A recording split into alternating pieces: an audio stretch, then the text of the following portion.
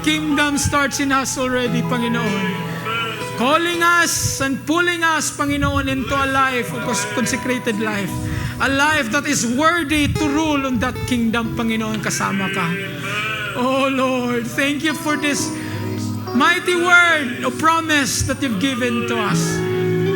Na darating ang Panginoon, ang panahon na makasama ka namin face to face.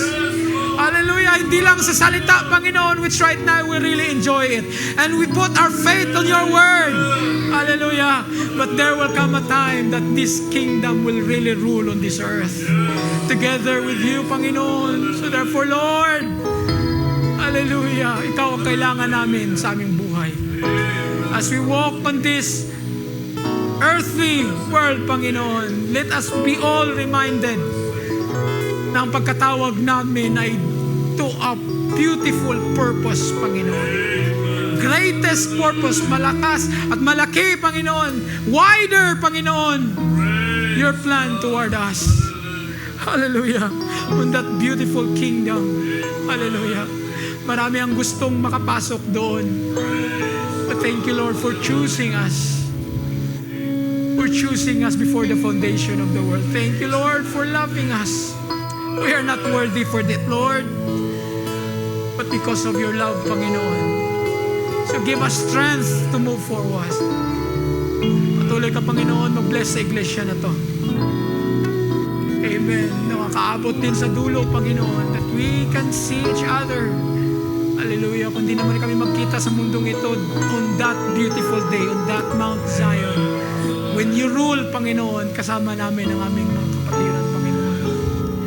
Listen, each and everyone, the pastor of this church, the elders of this church, Panginoon, nagtulong-tulong, Panginoon, to sustain this humble church, Panginoon. Let your presence patuloy maging kasama nila, Panginoon. Let this place, Panginoon, be a special, Panginoon, knowing that in this area, Panginoon, pinadama mo sa amin ang iyong presensya. Pinadama mo pa amin, Panginoon, through the unveiling of your word, na maintindihan namin, Panginoon, na ang buhay namin ay hindi pala basta-basta, Panginoon, in your plan. Oh God, you're worthy to be praised, Panginoon. You see the hearts of your people. Lakasin mong naghihina, Panginoon. Make them realize today that the message na kanilang napakinggan is what installed for them. You plan and installed for them, Panginoon. So hindi dapat sila mahinaan ng loob. Mas lalo nilang paghawakan ng pananampalatayang ito. Hallelujah, because this is your plan for your bride in the last day. To rule with Him. To rule with you, Lord. Hallelujah, hallelujah. As we keep on continue, Panginoon, ikaw ang kailangan namin. Be with us. Sa mga nagtatrabaho, Panginoon, sa kanilang mga workplace, samahan mo sila, Panginoon.